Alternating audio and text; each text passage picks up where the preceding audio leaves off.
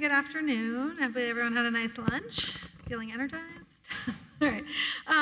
So I'm excited about this next chat. When we invite younger learners to become game designers and change makers, what happens? That's the question at the heart of this fireside chat. As leaders, myself, G4C Learn, and Sanford Harmony, we're going to come together to announce a new partnership that we are expanding the Games for Change Student Challenge to students in grades 3 through 5, which we're super excited about. I will just say this is like it's a very much a passion project for me. I started as a lower school educator, and this has been the dream to bring the Student Challenge down to those grades, so I'm very, very excited. The challenge is centered on the theme, Everyone Belongs Here. This new initiative empowers elementary students and educators to use game design to explore belonging, empathy, and the process of building a welcoming classroom community. So now I'm really excited to welcome Miriam Blanc-Gonnet from Sanford Harmony onto the stage for a conversation on the future of game-based learning.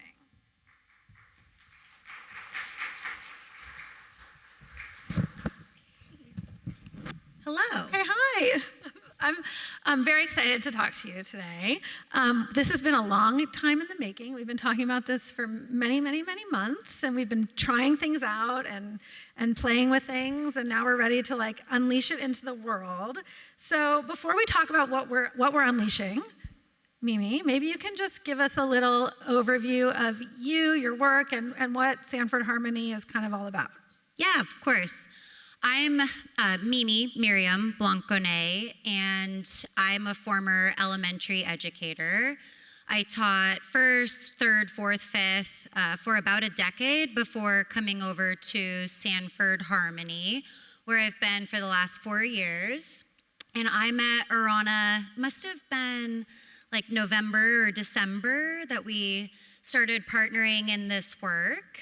And before we get into what that looks like, at Sanford Harmony, we are all about relationships and understanding that even though, young people might be sharing a space with one another, or even adults sharing a space with one another, that doesn't automatically create a meaningful relationship, right? In order for relationships to take place, we need to have opportunities to connect, to collaborate, and interact in intentional ways.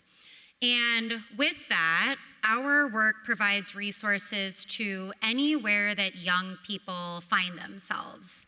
So schools, after-school programs, community programs, as well as resources for families.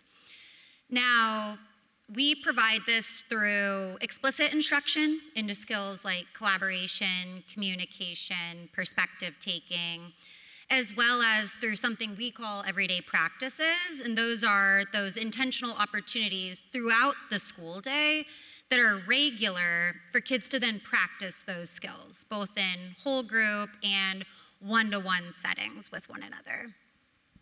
Awesome, and the mission of the organization is incredible, and I like how you framed it as trying to be where kids are to help them navigate those situations, and I think that it's such an interesting then idea to be bringing gaming into it because it also is where kids are, right? And so meeting them where they are.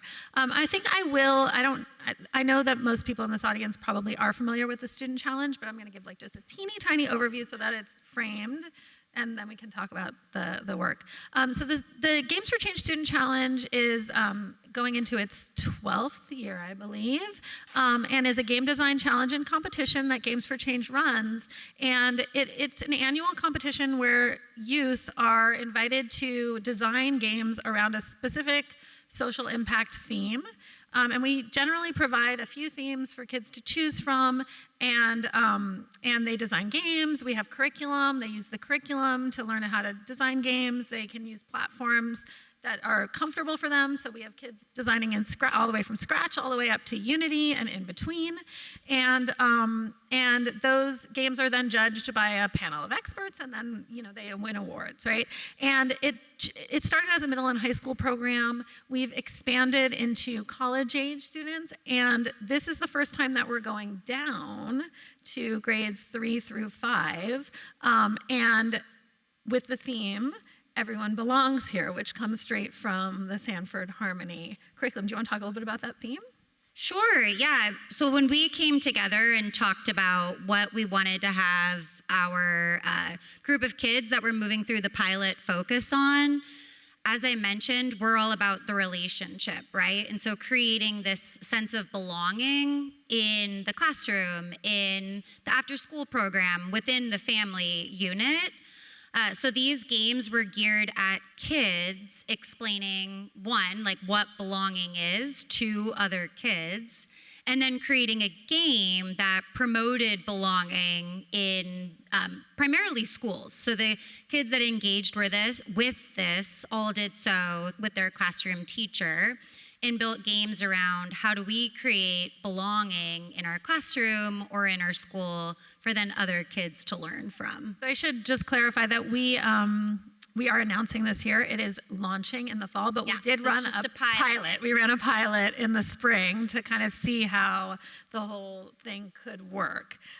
Before we get to the pilot and explaining what the pilot is, you want to talk a little bit about why Harmony, like what brought Harmony to Games for Change, or like what was exciting about that? I think there were a couple of goals initially, but one big thing would just be the understanding that when kids are working together to design a game, they're naturally engaging in the skills that we seek to help them develop, right?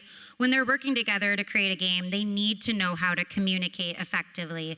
They need to know how to take one another's perspective so that they can develop something that brings in everyone's voice. They're likely going to run into some problems or challenges along the way, and they need skills to navigate that.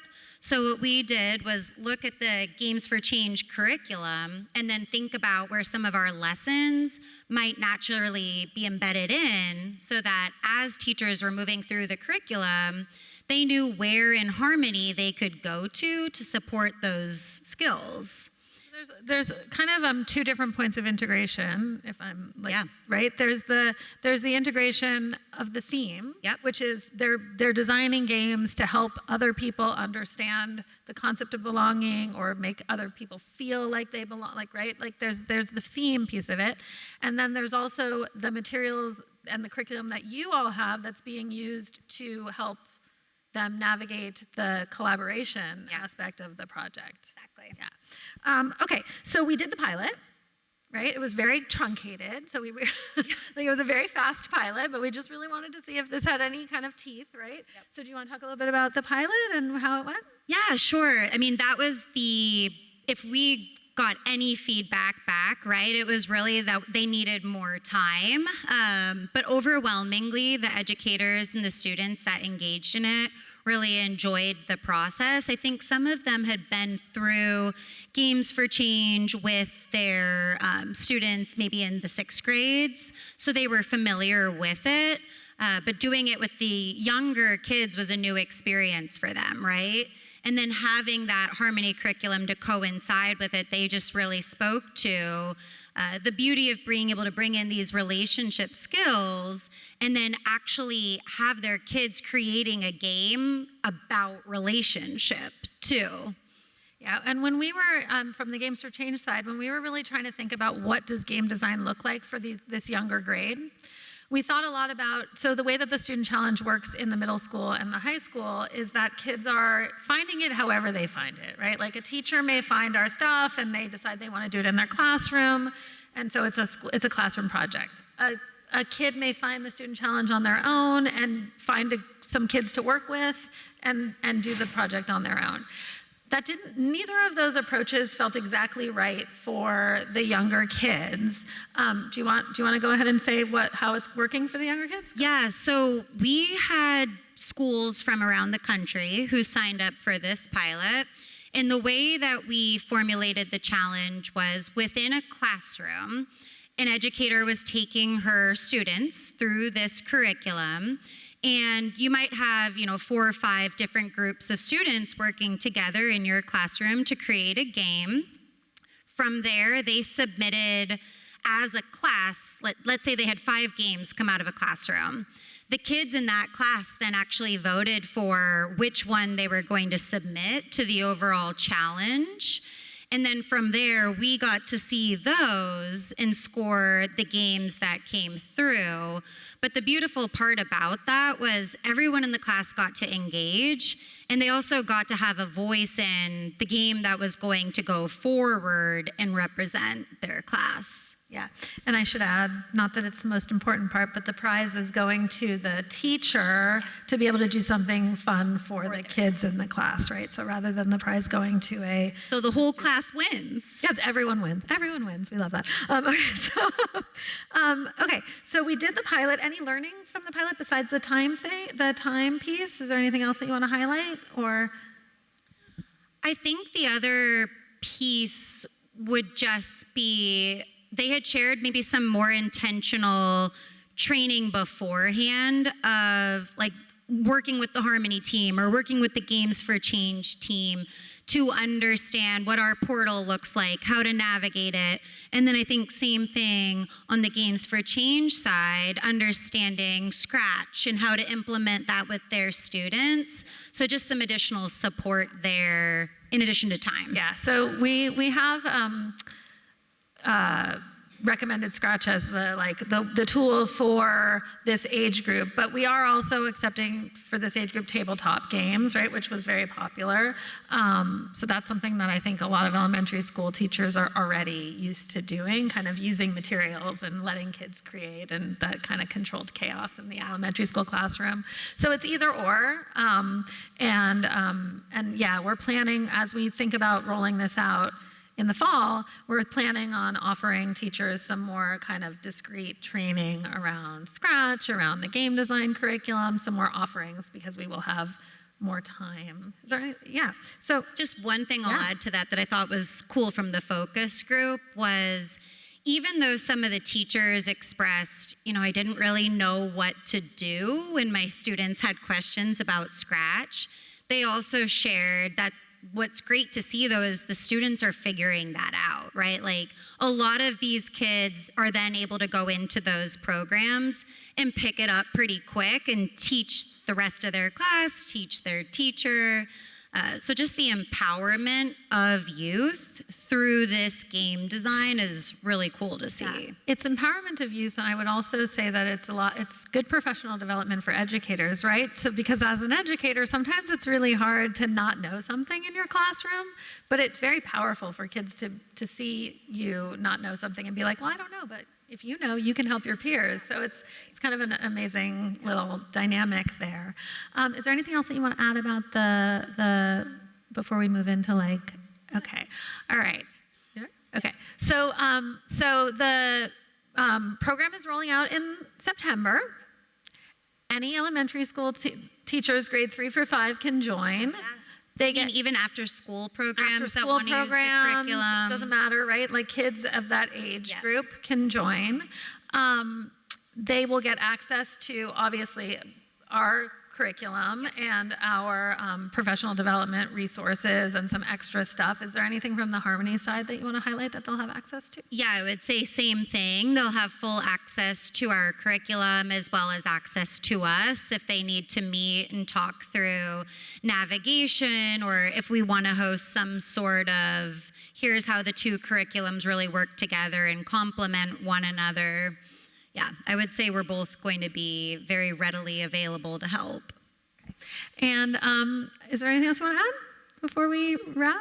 No, I mean, other than, sharing the games that came out of this with our internal team, because we had about 6 that were submitted in the pilot, and sharing those out, everyone just spoke to that warm feeling, honestly, that it creates when seeing games that students built about belonging. Like, it's just such a beautiful thing as an adult to get to see in a world that sometimes feels fragmented. So that was just the most rewarding part of it all to me. And I will add that on the Games for Change side, I'm obviously very excited about this. Our team is very excited about it as well, but the theme was so well received just in this pilot by people we spoke to, and people were super excited about it, that it's actually, Leah's in the audience, am I allowed to? Okay. It's actually one of our themes for the entire Student Challenge this year. So we're making it like, we're really leaning into the belonging theme. So we're really, really excited. We're excited about this partnership. We're excited about the expansion of the Student Challenge. If anyone in the audience is teaching elementary school, knows people who are teaching elementary school, please visit the Games for Change Learn site. You can sign up. You can get all the information you need. And we're planning on continuing it for a few years and see where it goes from there. So it's very exciting. All right. Okay. Thanks for letting us share. Thank you.